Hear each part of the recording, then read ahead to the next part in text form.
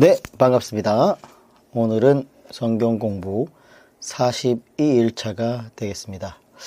어제까지 저희가 하박국서를 마무리했고요. 네, 오늘은 또 이어서 예레미야서를 살펴보도록 하겠습니다. 목소리가 어제보다는 그래도 좀 쉽게 어느 정도 돌아온 것 같습니다. 그런데 기침이 좀 나가지고 녹음하는 중간중간에 참느라고 했지만 참지 못하고 기침 소리가 많이 들어갔던 것 같은데 양해 바라겠습니다. 아마 이번 한 주가 지나면 정상으로 돌아오지 않을까 기대해 봅니다. 네, 오늘은 예레미야서죠. 예레미야서 내용이 적지 않습니다. 52장이나 되는 성경책이기 때문에 내용이 굉장히 방대한데 어제 녹음 파일에도 얘기했지만 이번 주 내내 아마 예레미야를 서를 갖고 씨름을 해야 될 것 같습니다. 자, 그러면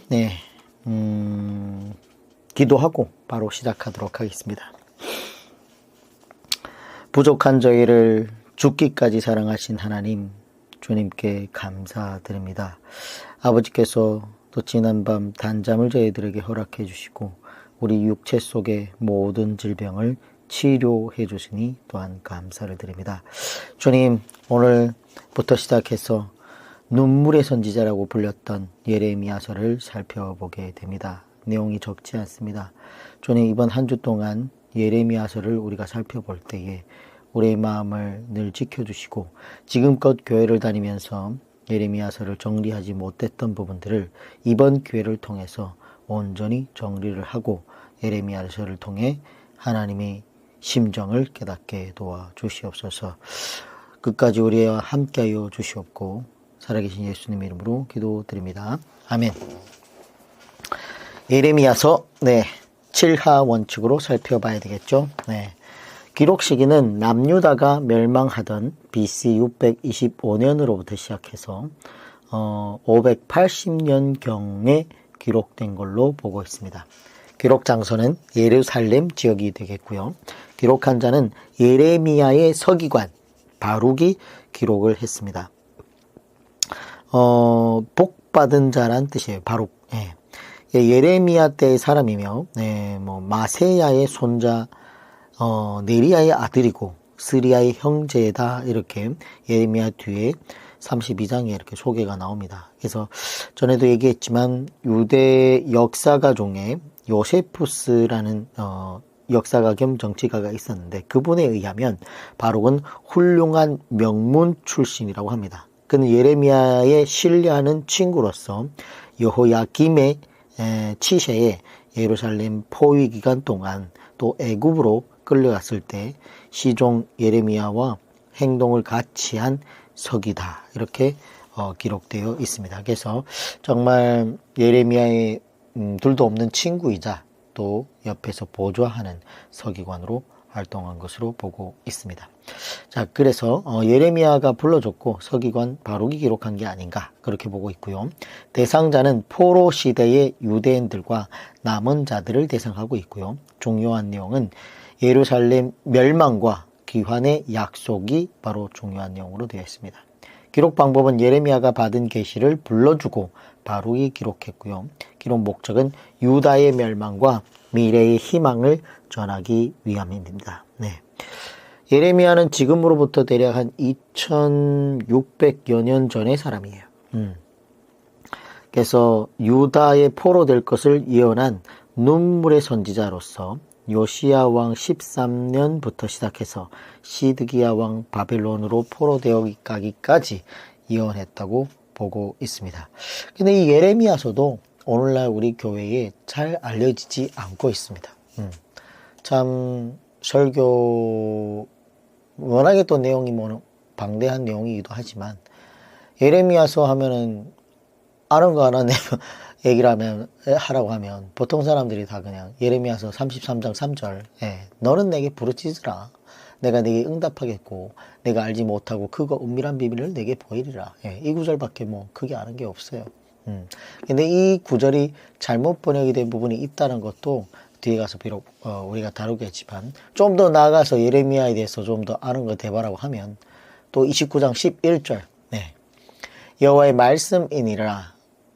너희를 향한 나의 생각을 내가 안 하니 평안이요 재앙이 아니라 너희가 너희에게 미래와 희망을 주는 것이니라. 이런 얘기 구절만 요절을 뽑아가지고, 너에게 재앙을 주는 것이 아니라 평강과 이런 걸 준다. 그래서 미래와 희망을 준다. 이런 좋은 얘기만 그냥 뽑아다가 그냥 외우고 주구장창 다니고 있지만 그 다음에는 말하라고 해도 잘 모르죠. 교회 내용이 워낙에 방대하고 가르치지 않고 있고, 그래서 참 너무 안타까워요. 정말 한 예언자가, 한 선지자가 정말 40여 년 동안 눈물로 애가 타는 심정으로 설교를 한 내용을 이렇게 기록한 책인데 전혀 보지 않고 있다는 거예요. 오늘날 교인들이.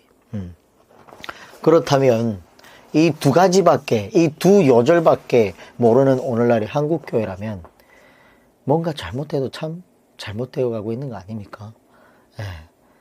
예레미야 책이 도대체 어떤 책인지를 설명해봐라고 얘기를 하면 설명할 사람이 과연 몇 명이나 있을까?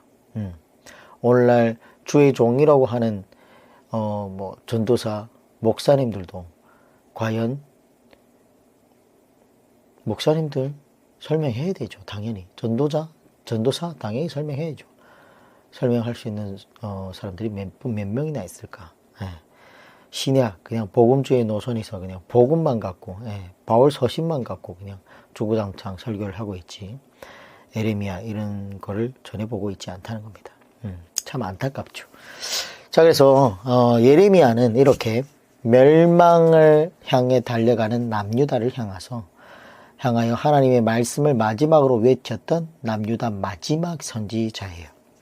40년간 그의 설교를 대다수의 사람들이 그러나 듣지 않았다라는 내용을 예레미야서에 기록하고 있는 것인데, 예레미야서 참 우리가 하박국이나 이런 선지서를 통해서 보지 않았습니까? 지금 남유다의 상황이 어떠한가?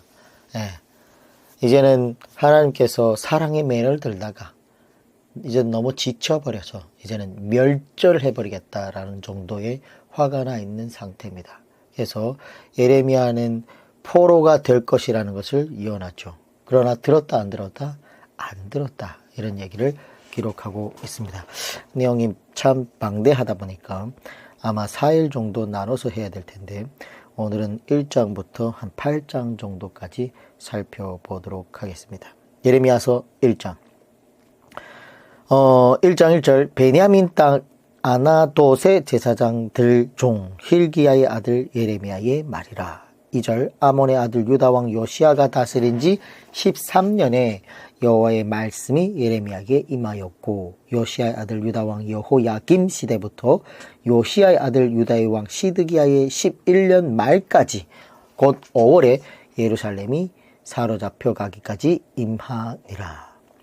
그러니까 예레미야의 사역 기간이 정확하게 기록되어 있습니다. BC 627년부터 BC 586년 5월 남유다가 멸망할 때까지 하나님의 말씀이 예레미야에게 임했다는 거예요. 그러므로 30세에 시작해서 예레미야가 30세에 시작해서 대략 한 70세까지 사역을 하게 된 것이 아닌가, 그렇게 보고 있는 거죠. 대체로 하나님께서 선지자들 하나님의 종으로 쓰는데 대개 30세부터 시작하는 경우가 너무나 많습니다. 예레미야도 그렇고, 요셉도 그렇고, 다윗, 솔로몬, 에스겔, 스가랴, 그리고 신약 성경의 세례 요한, 그리고 예수님께서도 공생애를 시작할 때 나이가 30세였다는 거죠. 제가 이 대단한 분들하고 제가 비교할 건 아니지만, 저도 공교롭게도 신앙을 가지고 신학을 해야 되겠다라고 마음을 먹었던 게 30세였습니다. 30살에 하나님을 온전히 만나고, 주님, 나 같은 죄인을 제가 가겠습니다. 이런 얘기를 했었던 적이 있었던데, 저도 그때 마음을 먹었습니다. 근데 좀 시작이 좀 늦었죠. 자, 그거는 그런 거고, 일단 하나님의 대단한 분들, 정말 예수님 포함해서 대부분이. 그러니까 남자가 어느 정도 결단하고 자기 삶을, 자기 사명을 찾을 때 나이가 30세 정도가 적당하다라는 거예요. 그리고 우리가 사람이 아니고 인간이 이렇게 쭉 지금까지 자라온 걸 보면 그래서 한 30세 정도부터는 그래도 철이 들고 뭔가 해볼 수 있는 나이가 아닌가. 자, 이렇게 해서 예레미야 또한 30세에 부름을 받았고, 이렇게 해서 40년 가까이 남유다가 풍전등화와 같이 어려운 시대에 사역을 하게 되었는데, 그때는 하나님의 진노가 어떻게 최고조에 이르게 되었던 때라는 것을 알고 예레미야를 봐야 됩니다. 1장 4절 여호와의 말씀이 내게 임하니라. 이르시되 내가 너를 모태에 짓기 전에 내가 너를 알았고 내가 배에서 나오기 전에 너를 성별하였고 너를 여러 나라의 선지자로 세웠노라 하시기로. 내가 너를 여러 나라의 선지자로 세웠노라. 근데 여기에 보면 모태에 짓기 전에 이미 하나님이 알았다고 하잖아요. 내가 배에서 나오기 전에 너를 성별했다. 너를 여러 나라의 선지자로 세웠노라. 참 이런 것만 봐도 우리가 참 선택할 수 있는 부분이 굉장히 많은 것 같지만 이런 것들 보면 우리가 선택할 수 있는 부분도 많지 않다는 걸 깨달아야 돼요. 예를 들어서 어느 부모 밑에서 태어날 수 있는 거 우리가 선택할 수 있습니까? 선택 못 한다는 거죠. 그리고 내가 남자가로 태어날 것이다, 여자로 태어날 것이다, 내가 스스로 선택한 게 아니잖아요. 그리고 내가 어느 나라에 태어난다, 내가 선택한 게 아니잖아요. 더군다나 내가 어느 시대에 태어난다, 내가 선택한 게 아니잖아요. 참 그래서 이 시대 남자로 태어나서, 여러분들은 뭐 여자로 태어나서, 그리고 정말 이렇게 좋은 시대를 살아가고 있는, 무엇보다 좋은 시대에 살아가고 있는 것도 있지만 정말 좋은 나라에서 그래도 자유가 보장이 되고 치안이 보장이 되고, 이런 나라에서 먹을 것이 풍부하고 이런 나라에서 살아가고 있고 하나님을 마음껏 예배할 수 있는 나라에서 살아가고 있다는 것이 얼마나 복된 일인가. 무엇보다도 내가 이런 시대에 살아가면서 하나님을, 예수님을, 예루살렘에서도 못 믿는 예수님을 이 시골 한복판에서 태어난 내가 하나님을 믿었다는 것이 얼마나 큰 복인가. 그걸 깨달아야 됩니다. 전에도 한번 얘기했던 것 같은데 예수 그리스도를 믿었다는 것만으로 우리가 받을 복은 다 받았다. 그거보다 더 큰 복이 있습니까? 있으면 갖고 와봐요. 바꾸게. 없다는 거예요. 그보다 더 큰 복은 없다. 여러분들은 이미 예수 그리스도를 믿었고 하나님 성령이 여러분 안에 내주하고 계시다면 그보다 더 큰 복은 없다. 그렇게 인정하셔야 됩니다. 그래서 이거 얼마나 복된 것인가. 참 생각해 볼 필요가 있다는 거죠. 여기 보면 너를 여러 나라의 선지자로 세웠노라. 이것이 예레미야의 이름이에요. 히브리어로 이르메야 후, 보통 예레미야 뒤에 야자가 들어간 이름에는 다 후가 들어간다고 했죠. 예레미야 후, 이사야 후, 엘리야 후, 요시야 후, 이렇게 후가 다 들어가는데 우리 성경말에는 후를 다 빼버렸죠. 그래서 이레미야 후라는 것은 여호와께서 세우신다라는 뜻입니다. 하나님께서는 그를 남유다뿐만 아니라 열국의 선지자로 세우셨다는 거예요. 1장 6절 내가 이르되 슬프도소이다. 주 여호와여 보소서 나는 아이라 말할 줄을 알지 못하나이다 하니, 나는 아이라 말할 줄을 할 줄 못하나이다. 이 말은 유대인들이 나는 아이다라고 할 때는 대략 한 30세 정도를 얘기하는 겁니다. 이는 자기의 부족함을 아는 겸손한 자세이죠. 이런 자들을 하나님께서 기뻐하시는 거예요. 내가 어떻게 설교할 수 있겠습니까? 이런 겸손한 자세를 가지고 있는 그런 사람을 하나님께서 사용하고 계시는 거예요. 그러나 그는 정말로 말할 줄을 모르는 그런 실력 없는 사람이 아니었어요. 나중에 보면 그가 얼마나 말하는 것과 그리고 예레미야 애가를 보면 그는 상당한 실력자임을 우리가 알 수 있습니다. 그는 잘 준비가 되어서 30세 때부터 하나님께 쓰임을 받은 자이나 겸손한 자세를 가지고 있었다라는 것을 우리가 알 수 있다는 거죠. 1장 7절 여호와께서 내게 이르시되 너는 아이라 말하지 말고 내가 너를 누구에게 보내든지 너는 가며 내가 내게 무엇을 명령하든지 너는 말할지어다. 우리가 설교를 할 때에 하나님의 말씀을 선포할 때에 누구의 입장에서 해야 하는 것인가? 네. 성도들의 입장에서, 성도들이 듣기 좋아하는 입장에서, 아니면 하나님의 입장에서 해야 되는가? 네. 하나님의 입장에서 얘기를 해야 된다는 거죠. 그래서 하나님께서 뭐라고 그래요? 에스겔한테 너는 그들이 듣든지 듣지 아니하든지 주 여호와 하나님 말씀이 이러이러하다 전하라 라는 얘기를 하고 있습니다. 그래서 저도 초반에 시작할 때 여러분들하고 얘기를 했겠지만 여러분들이 듣기 좋아하는 얘기를 거의 안 할 거예요. 그 성경이 기록된 원목적 그대로 정말 하나님께서 뭐라고 얘기를 했는지 정말 여러분들이 듣기 좋아하든 좋아하지 않든 할 거예요. 이제는 상관없습니다. 시작했으니까. 그냥 하나님의 입장에서 여러분들과 함께 공부를 하면서 성경을 이렇게 설명해 보겠다는 거죠. 빼지 말고 더하지 말고 그게 가장 정말 설교자들 그리고 전도자의 자세가 되어야 된다는 거예요. 우리가 말 심부름하는 사람이 막 빼먹거나 더한다 그러면 제대로 한다고 얘기할 수 있겠습니까?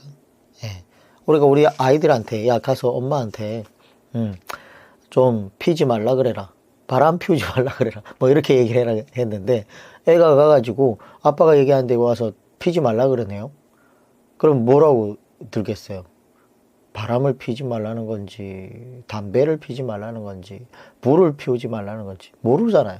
자기만의 상상에 빠져가지고 뭐 온갖 상상을 다 하다 보니까 뭐예요? 하나님이 기록한 성경의 그 뜻이 원목적이 다 희화화돼 버리고 알 수 없다는 거예요. 그래서 말 심부름한 사람들은 첫째, 잘 들어야 되고 둘째, 빼지 말고 더하지 말아야 된다는 거예요. 그대로 전하는 것이. 그게 오늘날 주의 종들이 가져야 될 자세라는 겁니다. 어떻게 하면 성도들이 잘 들을까? 어떻게 하면 성도들에게 좋게 할까? 이런 데 관심이 있는 거면 안 되고 그냥 하나님의 입장에서 그냥 진국 그대로 전하는 것이 맞다라는 겁니다. 1장 8절 너는 그들 때문에 두려워하지 말라. 내가 너와 함께 하여 너를 구원하리라. 나 여호와의 말이니라 하시고 그는 두려워할 수밖에 없었다는 거예요. 예레미야가 홀로 이러한 멸망의 메시지를 전해야 하는데 얼마나 부담스러웠겠습니까? 근데 하나님께서 보장해 주는 것이 있는데 그것은 내가 너를 구원하여 주리라 라는 겁니다. 1장 9절 여호와께서 그의 손을 내밀어 내 입에 대시며 여호와께서 내게 이르시되 보라 내가 내 말을 내 입에 두었노라. 10절 보라 내가 오늘 너를 여러 나라와 여러 왕국 위에 세워 내가 그것들을 뽑고 파괴하며 파멸하고 넘어뜨리며 건설하고 심게 하였느니라 하시니라. 자, 10절이 바로 예레미야의 사명인데 그는 먼저 하나님의 말씀으로 그것들을 뽑고 파괴하고 파멸하고 넘어뜨려야 한다는 것이 예레미야의 사명이라는 거예요. 그리고 그 후에 다시 건설하고 심는 것. 그러므로 그는 일단 이 남유다 백성들을 넘어뜨려야 돼요. 남유다 백성들에게 너희들은 망할 거야. 너희들은 사로잡혀 갈 거야. 너희들은 뿌리채 뽑힐 거야. 이런 설교를 해야 된다는 거예요. 그러니까 얼마나 부담스럽겠습니까? 1장 18절 보라 내가 오늘 너를 그 온 땅과 유다 왕들에게 그 지도자들과 그 제사장들과 그 땅 백성 앞에 견고한 성읍 쇠기둥 노선벽이 되게 하였은즉. 자, 물론 성령께서 예레미야에게 이와 같이 힘을 주시지만 예레미야 역시도 그리고 우리 역시도 마지막 시대에 흔들리지 않는 노선벽같이 흔들리지 않는 사역자가 되려면 하나님의 말씀을 알아야 된다는 거예요. 누가 조금 힘들게 하고 두려운 일이 있다고 해가지고 흔들리면 안 된다는 거예요. 노성벽 같은 믿음이 있어야 된다는 거예요. 1장 19절 그들이 너를 치나 너를 이기지 못하리니 이는 내가 너와 함께하여 너를 구원할 것임이니라 여호와의 말이니라. 하나님께서 함께 하신다고 하여서 사람들에게 두들겨 맞지 않거나 그렇지 않습니다. 나중에 보면 예레미야 엄청 맞아요. 하나님께서 함께 하시지만 그들이 때릴 때에는 예레미야는 맞을 수밖에 없는 거예요. 그러나 하나님께서 함께하여 주셔서 구원을 시켜주신다는 거예요. 전에 제가 일사가고 주기철 목사님의 그 다큐멘터리를 올려드렸는데 하나님이 주기철 목사님하고 함께 하시잖아요. 근데 그 고난을 어떻게 받는다니까. 십자가라니까요. 주기철 목사님 뭐라 그래요? 나는 나 혼자 이 고난의 길을 십자가를 지고 있는 줄 알았는데 내 속에서 그분이 나와 함께 이 고난을 감당하고 있다는 것을 깨달았다. 이런 고백을 하지 않습니까? 하나님이 함께하고 계십니다. 여러분들하고. 그렇다고 해서 고난을 안 받는 게 아니에요. 그 고난을 하나님이 함께 짊어지고 있다는 겁니다. 그래서 힘을 내셔야 되겠죠? 예레미야 2장 1절 여호와의 말씀이 내게 임하니라 이르시되 2절 가서 예루살렘에 귀에 외칠지니라 여호와께서 이와 같이 말씀하시기를 내가 너를 위하여 내 청년 때의 인애와 내 신혼 때의 사랑을 기억하노니 곧 씨 뿌리지 못하는 땅 그 광야에서 나를 따랐음이니라. 하나님께서 정말 과거 이스라엘이 출애굽할 때에 정말 신부되었던 그 이스라엘의 하나님을 믿고 그 험한 광야길을 따라 나섰던 것을 즉 신혼 때를 추억하시면서 현재의 진노를 좀 풀어보려고 애를 쓰고 있는 것을 볼 수 있어요. 창세 이후로 하나님을 믿고 따라준 민족이 하나도 없었지 않습니까? 근데 이 이스라엘 민족이 유일하게 하나님을 믿고 따라왔다는 거예요. 그 한치 앞을 모르는 그 길을 하나님이 가자고 하니까 그 광야길을 따라 나왔다는 거예요. 하나님 지금 그때를 회상하면서 그 신혼 때를 회상하면서 그때가 참 좋았지. 그 첫사랑의 때를 회상하면서 너무 지금 그리워하고 있는 그러면서 지금의 그 기분을 현재의 진노를 풀어보려고 애를 쓰고 있는 그런 모습을 볼 수 있습니다. 2장 4절 야곱의 집과 이스라엘 집 모든 족속들아 여호와의 말씀을 들으라. 나 여호와가 이와 같이 말하노라. 너희 조상들이 내게서 무슨 불의함을 보았기에 나를 멀리하고 가서 헛된 것을 따라 헛되이 행하였느냐. 이게 무슨 얘기냐면 그런 거야. 아니 내가 너희들에게 뭐를 잘못했길래 하나님 그 얘기를 합니다. 지금 내가 이스라엘아 내가 너희들에게 뭘 잘못했니?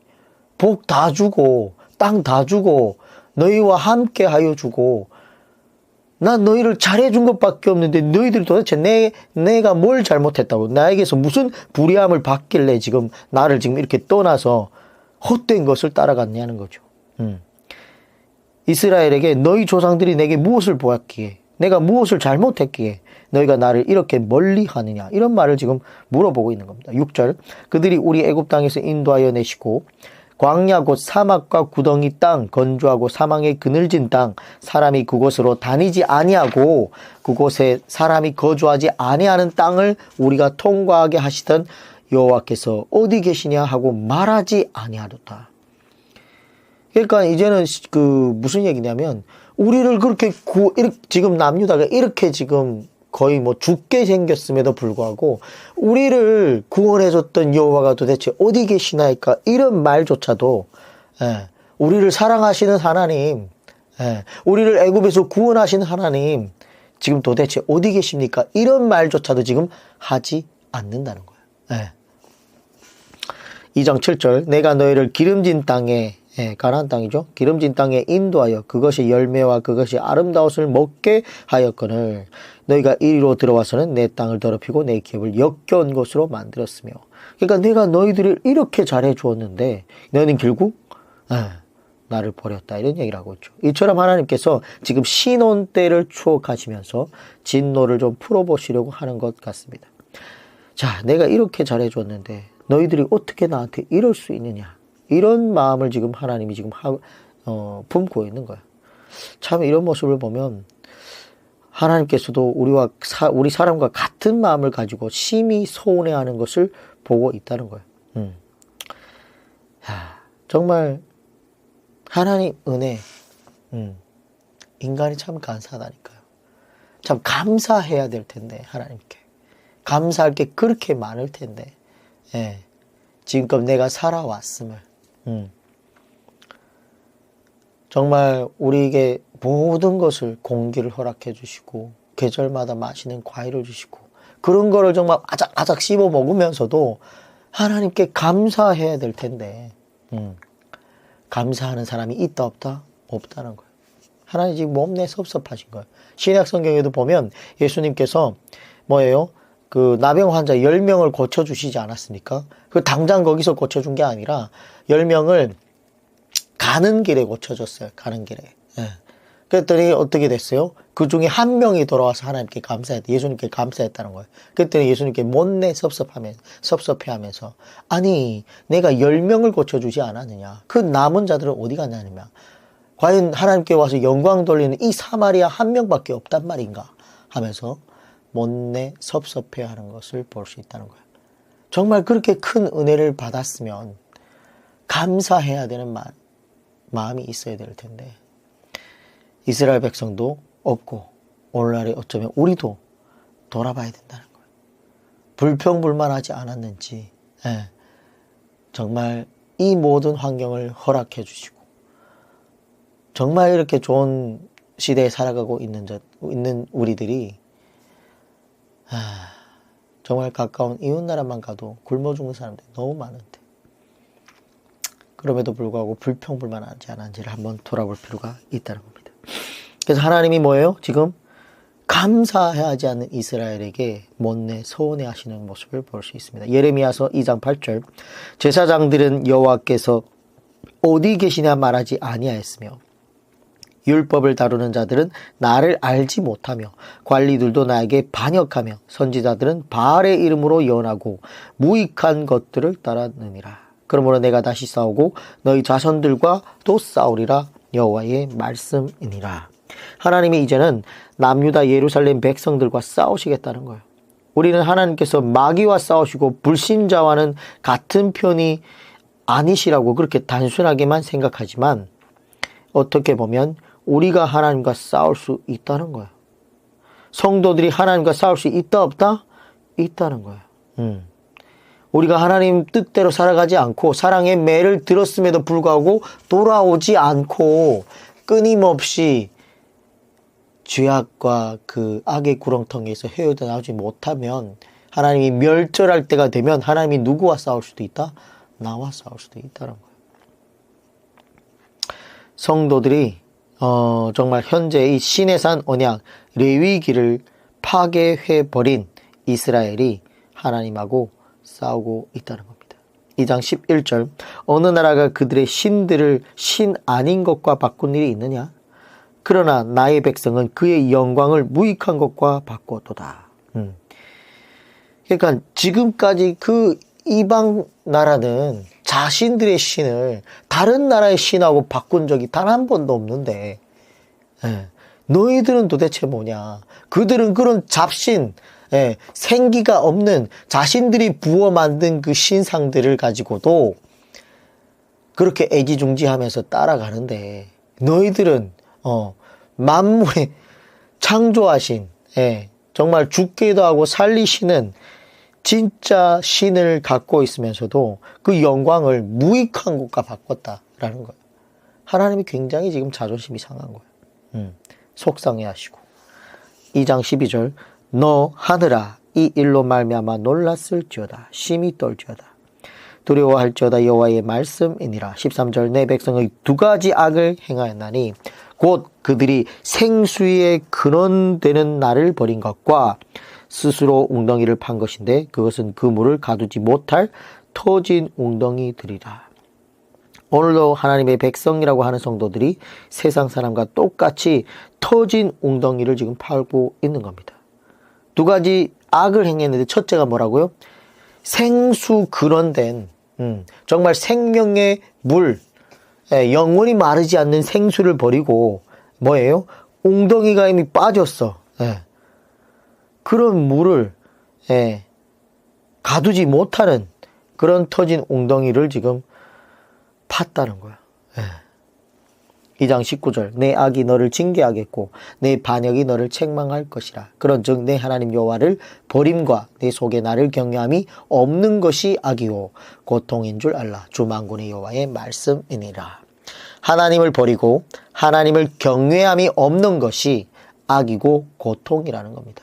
그러므로 구약 성경을 배워야 하나님을 경외함을 우리가 배우게 되는 것인데 구약 성경을 다 집어던졌다는 거예요. 근데 성경을 배우지 않으니까 하나님을 경외함이 없게 되고 하나님을 공경하고 두려움이 있어요, 없어요? 없다는 거예요. 그게 바로 악이고 고통이라는 겁니다. 2장 20절 내가 옛적부터 내 멍에를 꺾고 내 결박을 끊으며 말하기를 나는 순종하지 아니하리라 하고 모든 높은 산 위에서와 모든 푸른 나무 아래에서 너는 몸을 굽혀 행음하였도다. 나는 순종하지 아니하리라. 남유다 말개 성도들의 믿음은 순종하지 않는 믿음이었다는 겁니다. 어쩌면 오늘날도 똑같지 않습니까? 오늘날은 뭐 하나님 말씀이 일단 전해지지 않고 있으니까 11조를 내라는 거에만 순종하를 외치고 있으니까.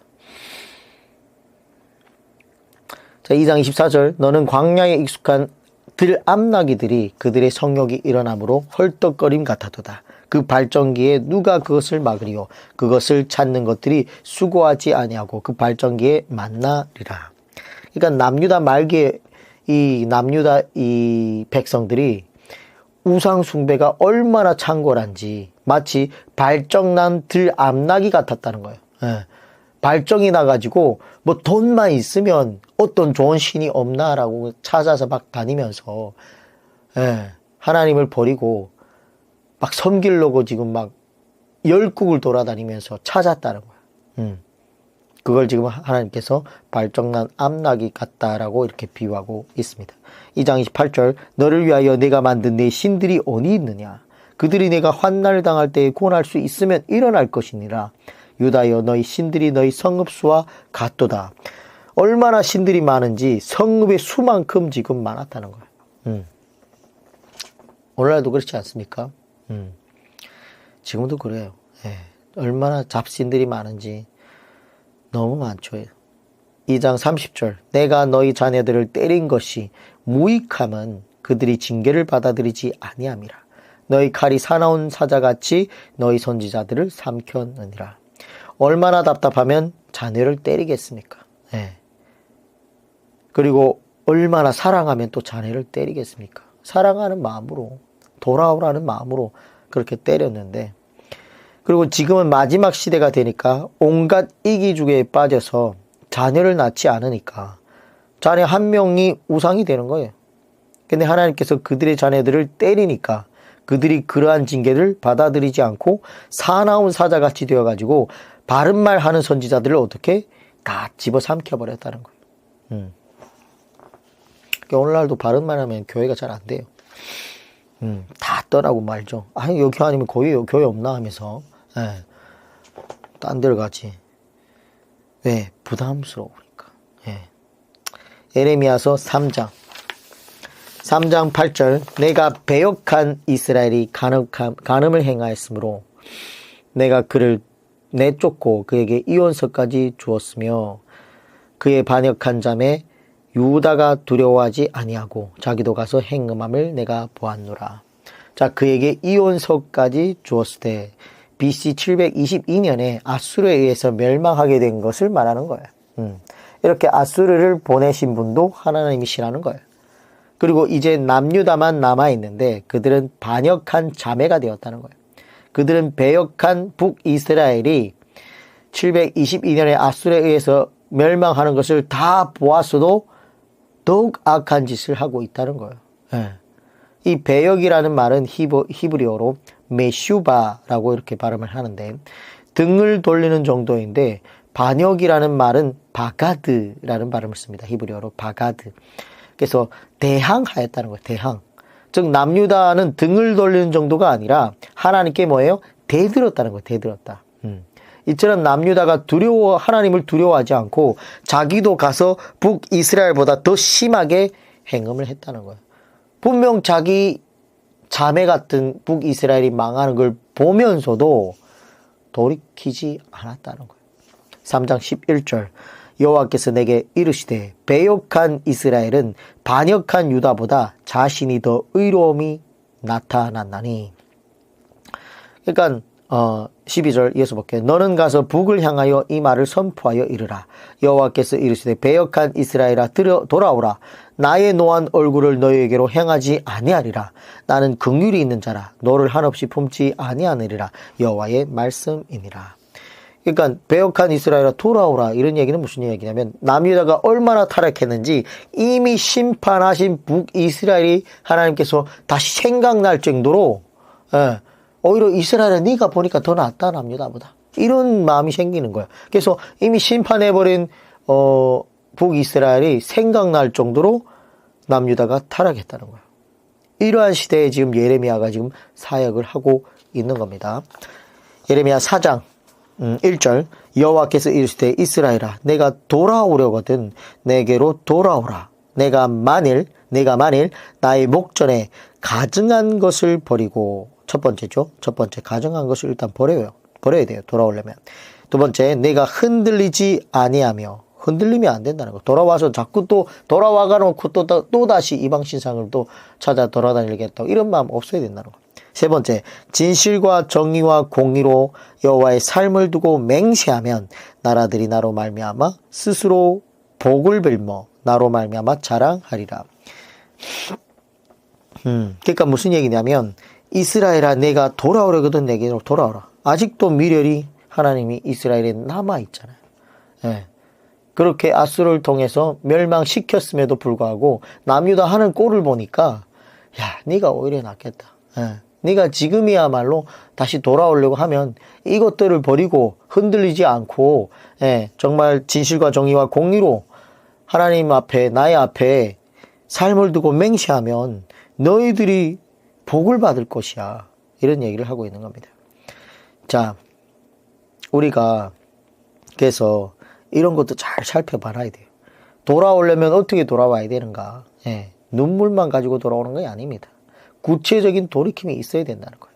가증한 것을 버리고 흔들리지 않겠다고 작정을 하고 하나님 앞에 진실과 정의와 공의의 삶을 가지고 돌아와야 된다는 겁니다.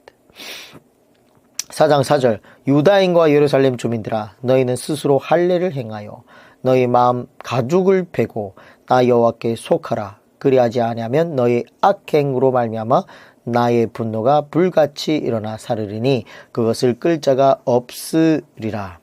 자, 스스로 할례를 행하여 이런 얘기가 나오는데 4절에 성기의 표피를 벗기라는 말이 아니에요. 너희 마음 가죽을 베고 나 여호와께 속하라. 이게 바로 진실한 회개를 말하는 겁니다. 마음의 가죽을 베어내라는 거예요. 이제 회개를 해라는 거예요. 돌이키라는 거예요.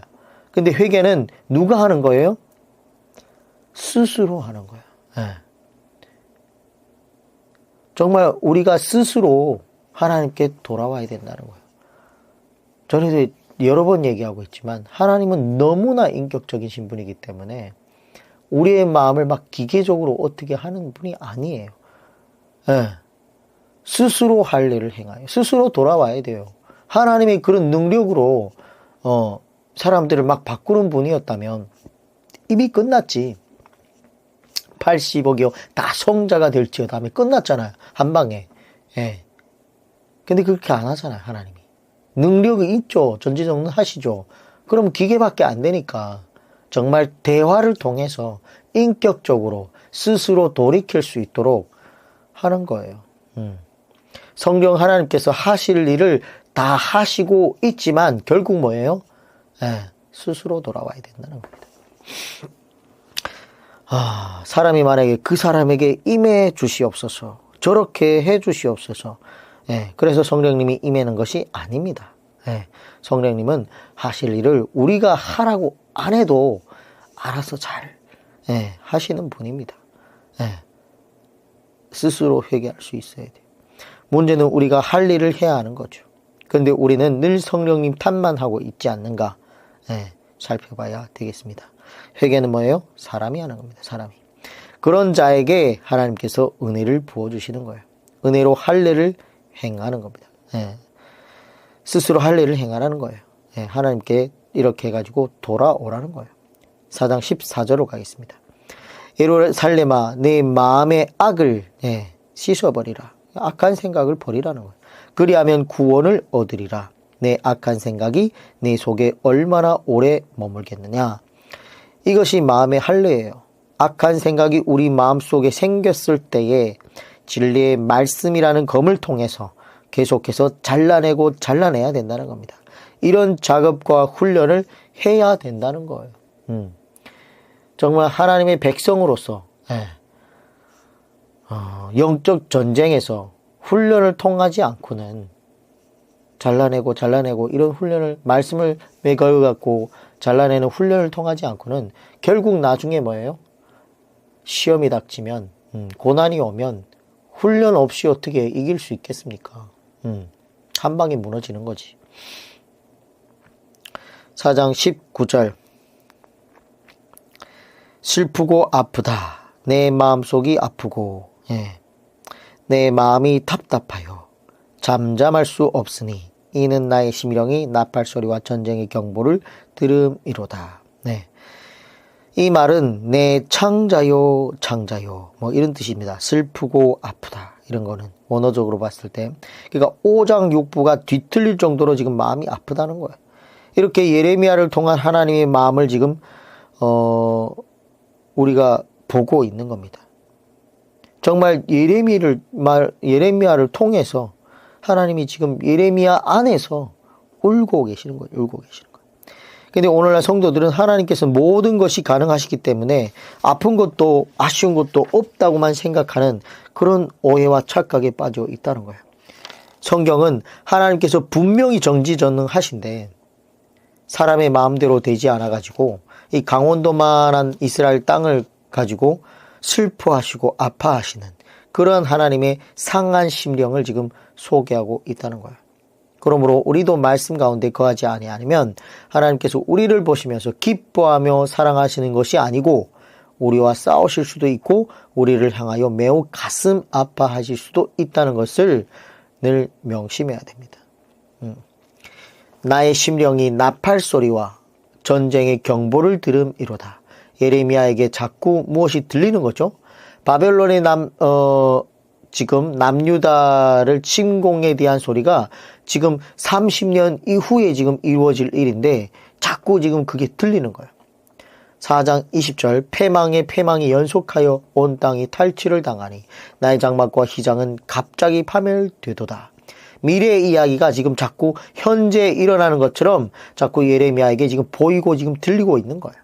4장 21절 내가 저 깃발을 보며 뭐예요? 바벨론 군대의 깃발을 보며 나팔 소리를 듣기를 바벨론 군대의 나팔 소리를 듣기를 어느 때까지 할꼬. 자, 우리는 때로는 놀라운 것이 보였으면 좋겠다고 생각할 때가 너무 많습니다. 미래를 좀 봤으면 좋겠다 이런 생각을 할 때가 있지요. 하지만 그러나 보이는 순간 고통스러울 수도 있어요. 보이고 들리니까 예레미야가 지금 매우 지금 고통스러워하고 있는 것을 볼 수 있습니다. 지금은 아닌데 앞으로 지금 30년 뒤에 일어날 일이 자꾸 보이고 눈에 들리고 이러니까 너무 고통스러워하고 있는 모습을 볼 수 있죠. 4장 22절 내 백성은 나를 알지 못하는 어리석은 자요 지각이 없는 미련한 자식이라. 악을 행하기에는 지각이 있으나 선을 행하기에는 무지하도다. 사람이 그렇죠. 사람은 태어날 때부터 원죄 때문에 못된 악한 성질을 가지고 태어나기 때문에 어린 나이 때부터 악을 행하는 것은 우리가 살펴볼 수 있어요. 정말 아이를 키워보면 어떻게 저렇게 어린 나이가 아기가 아직 말도 못하는 아이가 자기 것을 욕심 지키려고 막 악을 바락바락 쓰는 모습을 보면 참 인간은 죄인이구나, 이런 게 원죄가 있다라는 것을 볼 수 있죠. 자, 보면 악을 행하는 것은 얼마나 지혜로운지 모르는 이스라엘 백성이라는 거예요. 근데 뭐예요? 반대로 선을 행하는 것에는 무지하다는 거예요. 선을 행하려면 하나님의 말씀을 배워야 되죠. 말씀을 교육받지 않고 성경을 배우지 않으면 누구나 할 것 없이 뭐예요? 악을 행하기에는 지각이 있으나, 왜냐? 태어날 때부터 죄인이니까. 근데 선을 행하기에는 뭐예요? 무지하다는 거예요. 그런 얘기를 4장에서 하고 있습니다. 5장, 예레미야 5장. 예레미야가 하나님께 이야기합니다. 하나님, 이 백성이 범죄한 것이 어제 오늘 이야기입니까? 지금까지 용서하신 것처럼 이번에도 좀 용서해 주십시오. 이렇게 그가 하나님께 기도하니까 하나님께서는 그래, 의인이 하나만이라도 예루살렘에 있다면 용서해 주겠다, 이런 얘기를 하고 있죠. 근데 예루살렘에 의인이 한 명도 없다는 거예요. 5장 1절. 너희는 예루살렘 거리로 빨리 다니며 그 넓은 거리에서 찾아보고 알라. 너희가 만일 정의를 행하며 진리를 구하는 자를 한 명이라도 찾으면 내가 이 성읍을 용서하리라. 하나님께서는 믿음의 사람을 살려주시겠다는 것인데, 정의를 행하며 진리를 구하는 자가 단 한 명도 없다는 거예요. 그만큼 지금 남유다가 지금 타락했다는 거예요. 5장 2절. 그들이 여호와께서 살아계심을 두고 맹세할지라도 실상은 거짓 맹세니라. 그러니까 실상은 거짓 맹세라는 거예요. 여전히 맹세하는 자가 있었다 없었다? 있다는 거예요. 하나님이 살아계심을 두고 맹세를 한다고 하면서 뭐예요? 실상은 거짓 맹세라는 거예요. 모든 신앙이 다 거짓이었다는 거예요. 거짓 맹세, 거짓 신앙이었다는 거예요. 그때 5장 5절. 내가 지도자들에게 가서 그들에게 말하리라. 그들은 여호와의 길, 자기 하나님의 법을 안다 하였더니 그들도 일제의 멍에를 꺾고 결박을 끊은지라. 지도자들은 더 낫지 않겠는가, 이런 생각을 할 수 있는데 뭐예요? 그들은 좀 하나님의 법을 알지 않을까, 이런 생각을 할 수 있는데, 근데 뭐예요? 그들도 똑같다는 거예요. 그들도 안 했다는 거예요. 이 멍에, 이것은 언약, 진리의 말씀을 말하는 거죠. 지도자들이 이것을 지금 뭐예요? 꺾어버렸다는 거예요. 똑같다는 거예요. 5장 6절. 그러므로 숲풀에서 나오는 사자가 그들을 죽이며 사막의 이리가 그들을 멸하며 포범이 성읍들을 엿본즉 그리로 나오는 자마다 찢기리니 이는 그들이 허물이 많고 반역이 심함이니이다. 5장 7절. 내가 어찌 너를 용서하겠느냐? 네 자녀가 나를 버리고 신이 아닌 것들로 맹세하였으며 내가 그들을 배불리 먹인즉 그들이 가문음하며 창기의 집에 허다히 모이며 8절. 그들은 두루 다니는 살찐 수말같이 각기 이웃의 아내를 따르며 소리 지르는 도다. 이처럼 남유다 말기에 성윤리가 무너졌다는 거예요. 전에도 얘기했지만 성윤리가 무너지면 모든 것이 무너지기 쉽다는 거예요. 오늘날 기독교인들이 성윤리가 세상 사람들보다 좀 낫다고 말할 수 있겠습니까? 지금 기독교인들이 성윤리도 무너졌습니다. 목회자들부터도 모범을 보이지 못하고 있습니다. 왜? 왜 그럴까요? 그렇게 많은 교회가 주일마다 예배를 드리고 새벽 기도를 드리고 예배를 드리고 하는데 왜 그럴까요?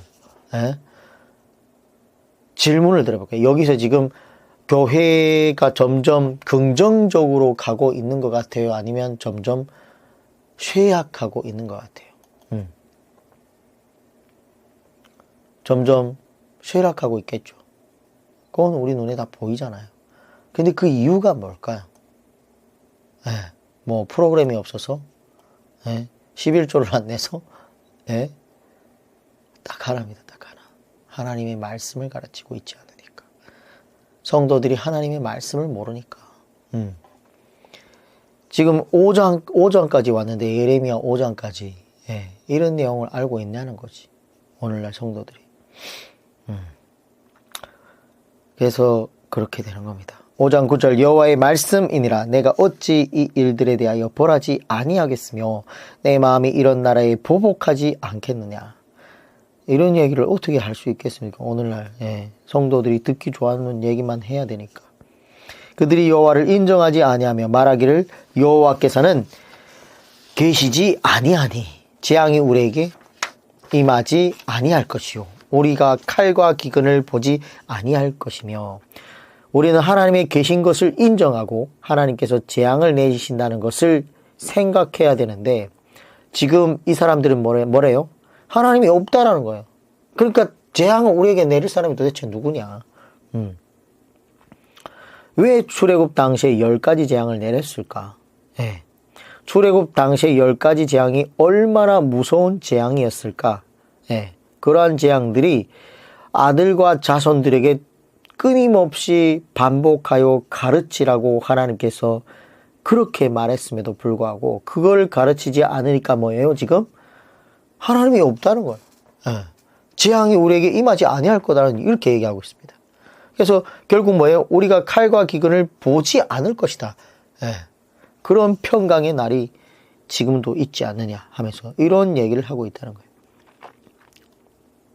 요엘서 1장 3절에 가보면 너희는 이 일을 너희 자녀에게 말하고 너희 자녀는 자기 자녀에게 말하고 그 자녀는 후세에 말할 것이니라. 요엘서에도 무서운 메뚜기 재앙이 있었는데 그 모든 재앙도 자녀와 그리고 후세에게 끊임없이 반복하여 교육해라고 이렇게 얘기하고 있습니다. 하나님의 이 역사적인 사건은 한 번만 나오는 것이고 그거를 기념하고 기억해서 자녀들에게 뭐예요? 하나님은 이렇게 이런 분이라는 걸 가르치라고 했는데 가르치지 않으니까 결국 뭐예요? 이런 반전이 일어난다는 겁니다.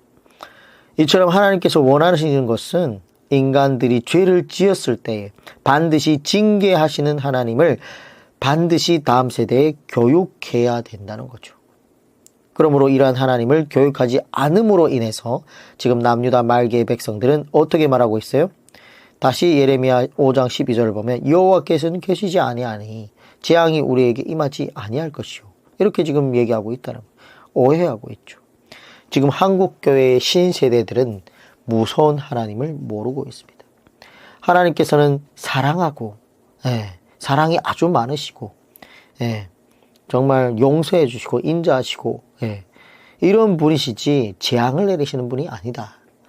이렇게 생각하고 있기 때문에 그럼 왜 이런 일이 생겼을까요? 성경을 바로 가르치지 않고 우리가 교육하지 않았기 때문에. 그래서 전에도 잠깐 얘기했던 것처럼 미국의 그 오프라 윈프리도 그런 경우 아닙니까?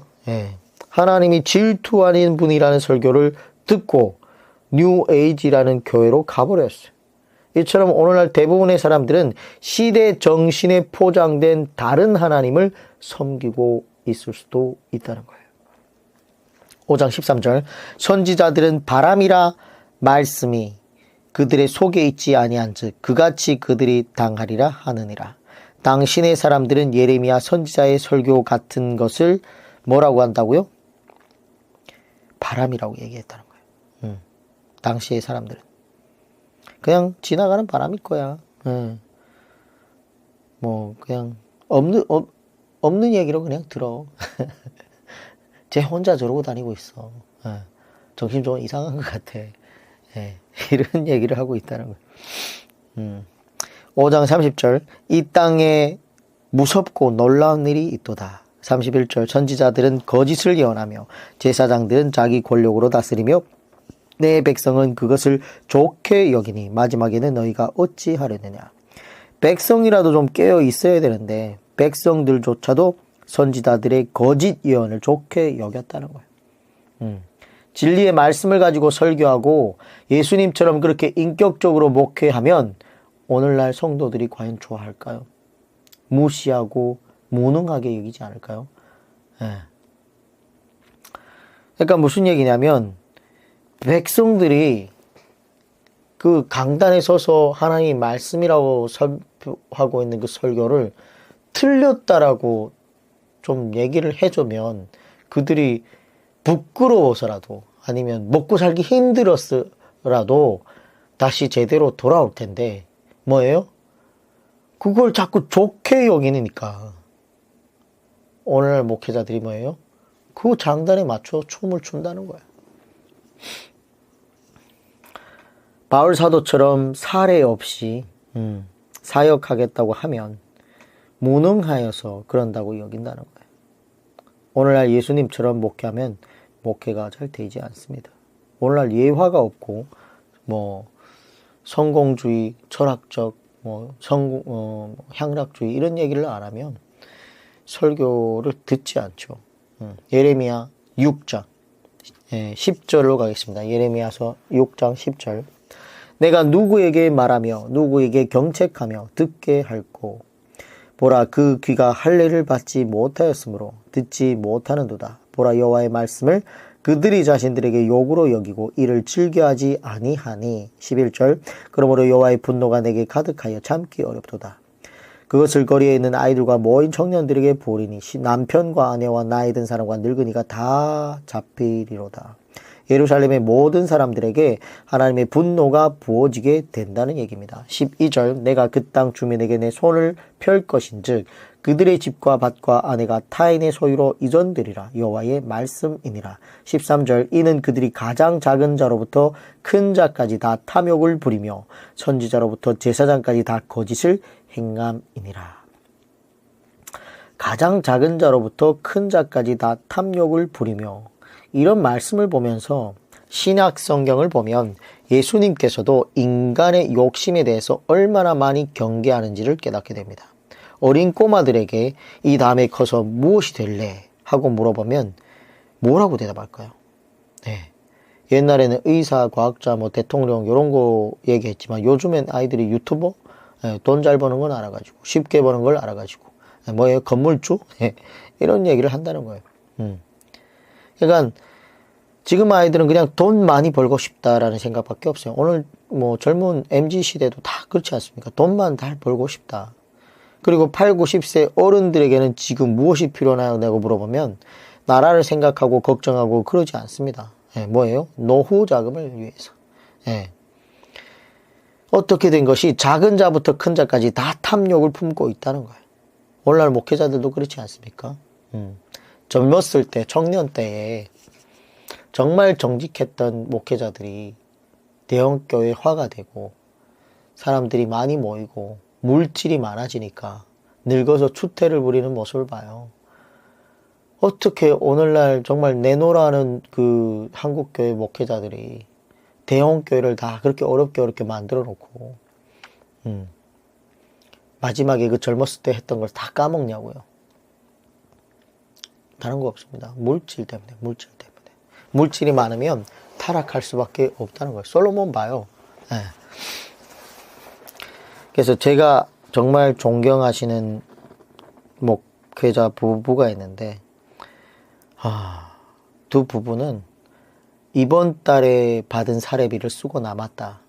그 물질을 다음 달로 이월시키지 않는다는 거예요. 무슨 얘기냐면, 만약에 예를 들어서 쓰고 나머지가 10만 원이 남았다. 그 10만 원을 구제를 해버린다는 거예요. 통장을 빵원을 만든다는 거예요. 그렇게 지금까지 살아가고 있는 분이 있습니다. 김상훈 목사님, 윤정희 사모라고, 좀 유명하시죠? 워낙에 윤정희 사모님하고 두 분이 입양을 13명을 했나? 제가 장모님이라고도 이렇게 예전에 불렀었는데, 지금은 또 우리 사랑하는 김혜란 권사님, 어머님이 또 장모님이 계시니까, 그 윤정희 사모님은 저를 족보도 없는 사위라고 이렇게 부릅니다. 제가 신학을 이번에 첫 입학하게 될 때 신학교 학비를 그분이 대줬어요. 그분이 강릉에서 차를 운전해가지고 시흥까지 와가지고 우리 족보도 없는 사위 이제 신학을 해야 되지 않겠나 하면서 꼭 이번에 신학교 지원해라 라고 하면서 학비를 100만 원을 그분이 대줘가지고 그게 계기가 돼서 시작을 하게 됐었습니다. 그래서 정말 제가 신학적으로 정말 성경을 정리하고 이런 부분에서는 이미 어느 정도 틀이 잡혔어요. 근데 삶에 있어서 어떻게 살아가야 되느냐. 정말 이 말씀대로 삶의 예배를 누구를 모토로 삶아가지고 살아갈 것이냐라고 물어본다면 정말 김상훈, 윤정희 사모님 두 분과 같이 그분들이 살아가는 그런 모습을 닮아가고 싶은 마음이 있습니다. 무슨 얘기를 하다 여기까지 왔죠? 예. 그래서 어린 자나 큰 자나 지금 다 돈을 중요시하는 그런 탐욕을 품고 있는 시대가 되어버렸다는 거예요. 6장 14절 그들이 그러니까 지도자들이 목회자들이 내 백성의 상처를 가볍게 여기면서 말하기를 평강하다 평강하다 하나 평강이 없도다. 성도들이 영적으로 육체적으로 만신창이가 지금 되어가고 있는데 그런데도 그런 것을 가볍게 여기면서 평강하다 평강하다 얘기를 하고 있다는 거예요. 오늘날 교회 성도들이 우울증, 조울증, 공황장애 너무 많아요. 그럼에도 평강하다 평강하다 외치고 있다는 거예요. 그리스도를 외치고 일어나라 하면서 그럼 미신 같은 신앙에 빠져 있으면서 외치면 다 되는 줄 알아. 말씀을 모르는데 지금 하나님의 심판과 징계가 남유다의 머리에 지금 와 있는데도 이런 거짓 위로를 지금 하고 있는 겁니다. 6장 15절 그들이 가증한 일을 행할 때에 부끄러워하였느냐? 아니라 조금도 부끄러워하지 않았을 뿐 아니라 얼굴도 붉어지지 않았느니라. 그러므로 그들이 엎드러지는 자와 함께 엎드러질 것이라. 내가 그들을 벌하리니 그때에 그들이 거꾸러지리라. 여호와의 말씀이니라. 6장 15절 이런 걸 보면 너무 성경을 사실적으로 적어놓지 않았어요? 그들이 거꾸러지리라. 그러니까 평강하다 평강하다 하는 자들이 결국 하나님께서 다 거꾸러뜨려 버리실 거란 얘기를 하고 있습니다. 결국 오늘날 거짓 선지자들, 평강과 성공주의, 향락주의를 외치는 대형 교회 목사님들 하나님께서 언젠가는 한 번에 다 거꾸러뜨리겠다는 얘기입니다. 대형 교회라는 건 솔직히 말이 안 됩니다. 5,000명, 10,000명 뭐 어떤 교회는 무슨 성도가 30만 명, 순복음 80만 명인가요? 전체? 요즘 많이 줄었을 텐데. 교회가 그렇게 커지면 안 돼요. 그러니까 타락하는 거예요. 이 신약의 성경 예수님께서 내 양들은 목자의 음성을 안 하니 목자는 내 양을 안다 그러지 않습니까? 그게 대체적으로 양이 100마리에서 한 300마리? 300마리 넘어 안 가요. 교회는 그 정도면 딱 좋아요. 300명 넘어가면, 목회자가 그 300명 다 기억할 수 있겠습니까? 그 300명의 애환을 다 알 수 있겠어요? 가족처럼 지낼 수 있겠습니까?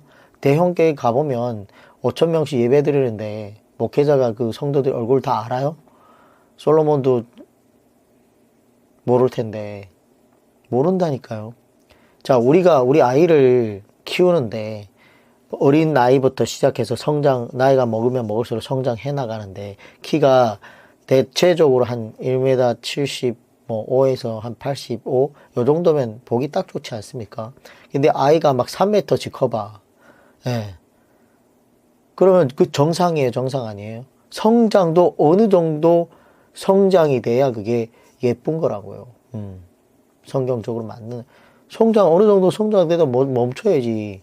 대형화가 되어버려가지고 정말 막 몸무게가 막 뭐예요, 그 뭐 200kg, 400kg 막 나가봐. 정상입니까? 그러니까 문제가 생기는 거죠. 문제가 생길 수밖에 없는 거예요. 온갖 질병이 있는 거죠. 그래서 교회는 150명에서 300명 딱 좋아요. 너무 작아도 또 일을 못하고 하나님의 일을 어느 정도 되면 나눠 흩어야 돼요. 300 예를 들어 300명이 됐다. 150명 교회가 2개 되잖아요. 150도 많다 그럼 또 부흥했다 그럼 또 나누고 예수님이 원하는 게 그게 아닙니까? 한 교회 예배당 건물 안에 몇 천 명이 모여서 예배 드리냐가 중요한 것이 아니라 예배를 드리는 장소가 얼마나 많으냐가 더 값지지 않습니까? 대형교회 그 많은 성도들을 조금만 나눠줘도 개척교회가 그렇게 힘들지 않아요.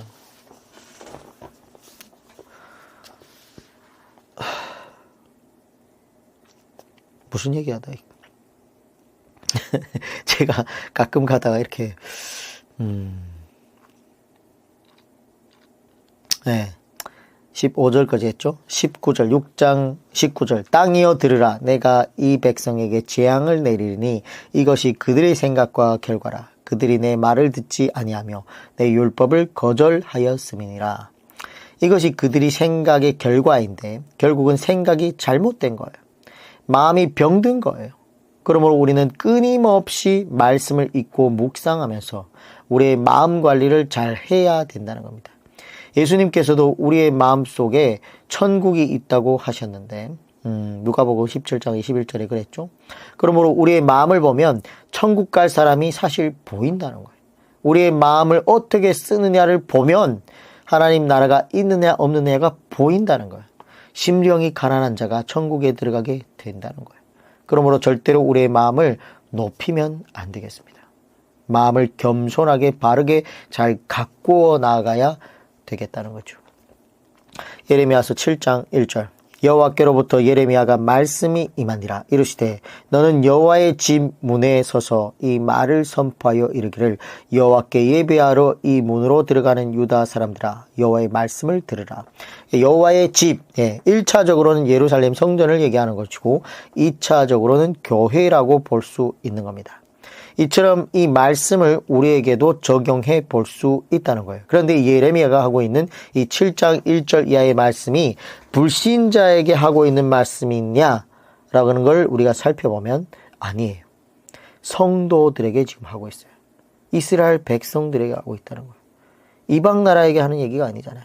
성도들에게 예배하고 있는 자들에게 남유다 말기에 열심히 믿는다고 하는 자들에게 지금 이 말을 하고 있는데 계속해서 이어지는 말씀을 보면 7장 3절 만군의 여호와 이스라엘의 하나님께서 이와 같이 말씀하시되 너희 길과 행위를 바르게 하라. 그리하면 내가 너희도 이곳에 살게 하리라. 삶의 예배가 없다는 거예요. 미신화된 의식적인 예배만 있을 뿐 길과 행위를 바르게 하는 예배가 없다는 거예요. 그러므로 하나님께서는 그들이 길과 행위를 바르게 하면 뭐예요? 살게 하겠다는 거예요. 그러므로 이때의 구원의 길은 무엇인가? 길과 행위를 바르게 하는 것이 바로 구원의 길이고 그것이 바로 회개라는 겁니다. 7장 4절 너희는 이것이 여호와의 성전이라 여호와의 성전이라 여호와의 성전이라 하는 말을 믿지 말라. 그 거짓말을 믿지 말라. 자, 이것이 주의 몸된 교회입니다. 이것이 주의 몸된 교회입니다. 이것이 주의 몸된 교회입니다 하면서 성도들이 계속해서 악한 행위를 한다면 주의 몸된 교회라고 하는 것이 무엇이 되는가? 거짓말이 되는 거예요. 네. 다시 말하면 길과 행위를 바르게 하지 않으면 교회는 교회가 아니라는 거예요. 하나님 말씀이 울려 퍼지지 않는데 진리가 없는데 예배당을 아주 멋지게 지어놨다고 해서 그게 교회가 아니라는 거예요. 한국교회가 이제 한 140년이 넘어갔죠. 이제는 성장해야 하는데 여전히 어린 아이에 머물러 있지 않는가라는 것을 바라볼 수 있습니다. 참으로 안타까운 일이죠. 성장, 부피적으로 봤을 땐 많이 성장된 것 같아. 근데 영적으로 바라봤을 때는 정말 한없이 어린 나이 같은 그런 믿음을 갖고 있다는 거예요.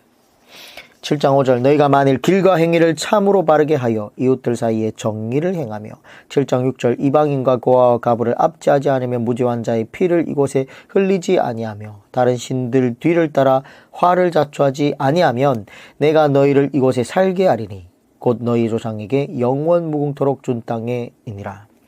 삶이 성전이 되는 것이 중요하다는 얘기예요. 삶이 성전이 되어야지. 그래야 성전을 찾는 것도 중요하지. 삶이 성전이 되는 것이 아니면 아무 일도 아니라는 거예요. 7장 10절. 내 이름으로 일컬음 받는 이 집, 이 집 뭐예요? 성전에 들어와서 내 앞에 서서 말하기를 우리가 구원을 얻었나이다 하느냐. 이는 이 모든 가정한 일을 행하려 함이로다. 우리가 구원을 얻었나이다. 스스로 착각해가지고 남유다 백성들이 성전에 와가지고 하나같이 하는 말이 뭐예요? 우리가 구원을 얻었다라고 한다는 거예요. 하나님 말씀도 모르면서 교회 나온다고 해가지고 11조를 좀 낸다고 해가지고 나는 구원을 얻었습니다. 이렇게 지금 스스로 뭐예요? 자가 도취가 되어 있다는 거예요. 가짜 구원이죠. 가짜 구원. 이런 뭐예요? 쭉정이 같은 믿음이 교회에 너무 많다는 거예요. 이는 이 모든 가정한 일을 행하려 함이로다. 그들이 종교 행위가 양심의 반창고를 붙이는 수단이라는 거예요. 종교 행위에 반창고를 붙여놓고 더 악한 일을 하고 있다는 거예요. 7장 11절.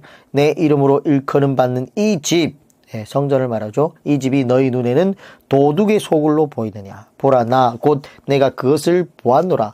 여호와의 말씀이니라. 자, 이 이야기가 복음서에 3번이나 나옵니다. 마태복음 21장 13절에도 나오고, 마가복음 11장 17절, 누가복음 19장 46절에 이 말씀이 3번 나오는데, 이 말씀은 예수님께서 인용하신 말씀이죠. 예레미야 7장 13절, 여호와의 말씀이니라. 이제 너희가 그 모든 일을 행하였으며 내가 너에게 말하되 새벽부터 부지런히 말하여도 듣지 아니하였고 너희를 불러도 대답하지 아니하였느니라. 문제는 뭐예요? 안 듣는다는 거예요. 아무리 불러도 듣지 않는다는 거예요. 그러면 하나님께서 이렇게 하나님의 말씀을 듣지 않으면 어떻게 되는가? 7장 16절, 그런즉 너는 이 백성을 위하여 기도하지 말라. 그들을 위하여 부르짖어 구하지 말라. 내게 간구하지 말라. 내가 내게서 듣지 아니하리라. 기도도 때가 있습니다. 이제는 그러한 남유다 백성들을 위하여 예레미야에게 하나님께서 기도하지 말라고 지금 하고 있는 거예요. 7장 23절, 오직 내가 이것을 그들에게 명령하여 이르기를 너희는 내 목소리를 들으라. 그리하면 나는 너희 하나님이 되겠고 너희는 내 백성이 되리라. 너희는 내가 명령한 모든 길로 걸어가라. 그리하면 복을 받으리라 하였으나, 역시 하나님께서 원하는 게 뭐예요? 하나님 목소리를 들으라. 그래서 우리가 구약의 축이라고 불렀던 출애굽기 19장 5절 6절의 말씀이 지금도 생각나죠? 세계가 다 내게 속하였나니 너희가 내 말을 잘 듣고 내 언약을 지키면 너희는 모든 민족 중에서 내 소유가 되겠고 너희가 내게 대하여 제사장 나라가 되며 거룩한 백성이 되리라. 너희는 이 말을 이스라엘 자손에게 전할지니라 라고 했던 이 말씀이 이거랑 똑같은 거예요. 하나님의 소유가 되고 하나님의 백성이 되려고 하면 먼저 선제되어야 되는 일이 있는데 그게 뭐예요? 하나님의 말씀을 듣고 들어야 알죠. 하나님의 말씀을 그래야 지킬 수 있는 것이고, 그런 관점에서 보았을 때 오늘날 한국교회, 오늘날 세계교회 하나님의 소유가 되었을까요? 정말 그분은 우리의 하나님이 되시고 그분이 우리가 그분의 백성이 됐겠습니까? 하나님의 말씀을 듣지 않고 지키지 않으면 사실은 아무것도 아니죠. 너희는 내가 명령한 모든 길로 걸어가라. 이게 결국 우리의 사명이고 우리의 목표인데, 적당히 걸어가도 된다고 설교하면 돼요? 안 돼요? 안 돼요. 설교는 최정상을 이야기해야 됩니다. 복음서를 보면 예수님은 다른 설교를 안 합니다. 지금 성부 하나님은 이렇게 말씀하시는데 성자 하나님은 자비로우셔가지고 다른 기준을 얘기할까요? 아니에요. 성자 예수님도 아주 단호하게 얘기하십니다. 오늘 우리가 생각하는 그런 믿음의 기준을 전혀 얘기하지 않고 있다는 거예요. 근데 오늘날 강대상에서 선포되는 진리가 자꾸 내려오고 있다는 거예요. 그러므로 오늘날 하나님께서 아브라함에게 말씀하신 행하여 완전하라 라는 그런 이야기는 누가 할 수 있겠냐는 거죠. 바울 사도가 말한 것처럼 그리스도의 장성한 분량까지 성장하라, 신의 성품에 동참하는 자가 되라, 이런 이야기가 성경 설교를 통해서 나와야 될 텐데 오늘날 이런 이야기를 하는 사람들이 너무 적다는 거예요. 7장 23절, 오직 내가 그것을, 이것을 그들에게 명령하여 이르기를 너희는 내 목소리를 들으라. 그리하면 나는 너희 하나님이 되겠고 너희는 내 백성이 되리라. 너희는 내가 명령한 모든 길로 걸어가라. 그리하면 복을 받으리라 하였으나 7장 25절 너희 조상들이 애굽에서 나온 날부터 오늘까지 내가 종 선지자들을 너희에게 보내되 끊임없이 보내었으나 하나님께서 지금까지 얼마 동안 참으시고 있었느냐. 출애굽부터 시작해가지고 모세 때로부터 시작해가지고 지금 860년 동안 지금 참고 있는 거예요.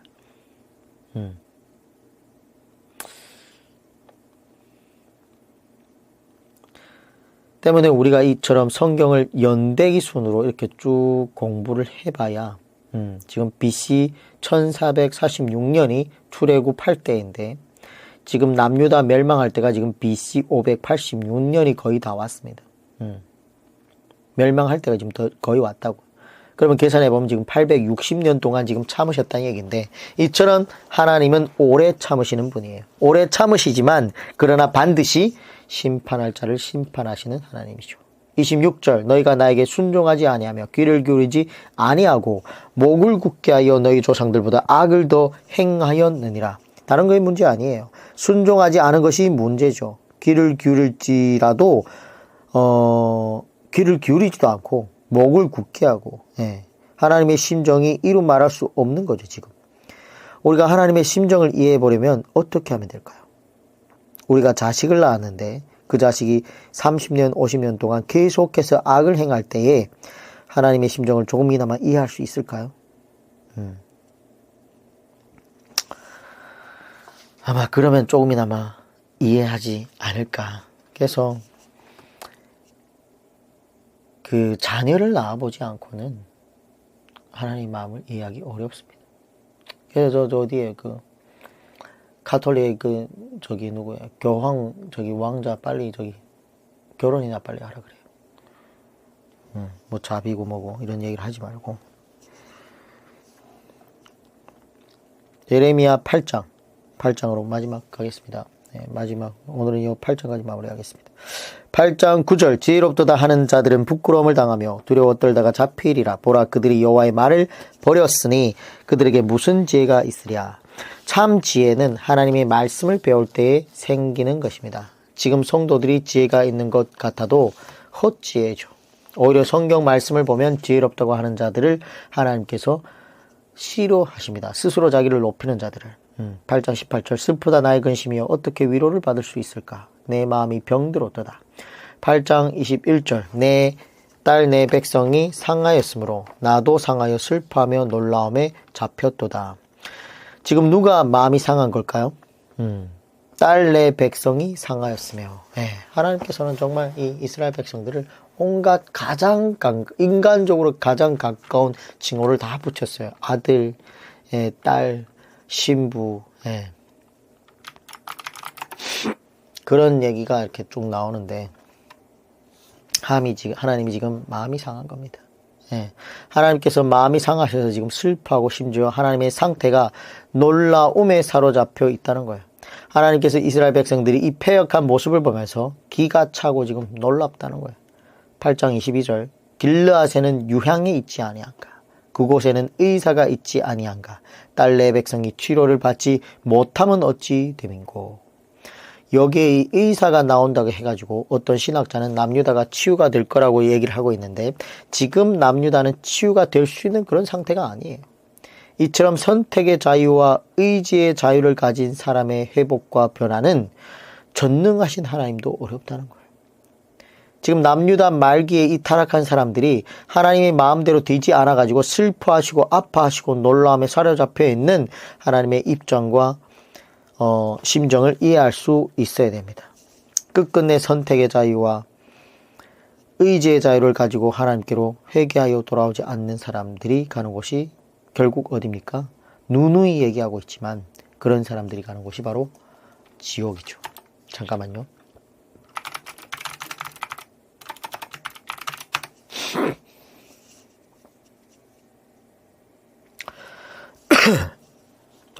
죄송합니다.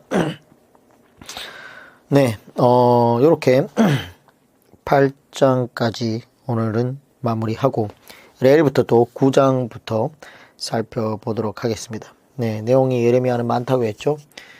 예레미야가 내용 참 많습니다. 그래서 잘 따라와야 돼요. 예레미야가 굉장히 중요한 책이고, 예레미야를 통해서 정말 어쩌면 오늘날도 울고 있을 하나님의 심정을, 속상해하고 있을 하나님의 심정을 여러분도 깨닫기를 소망합니다.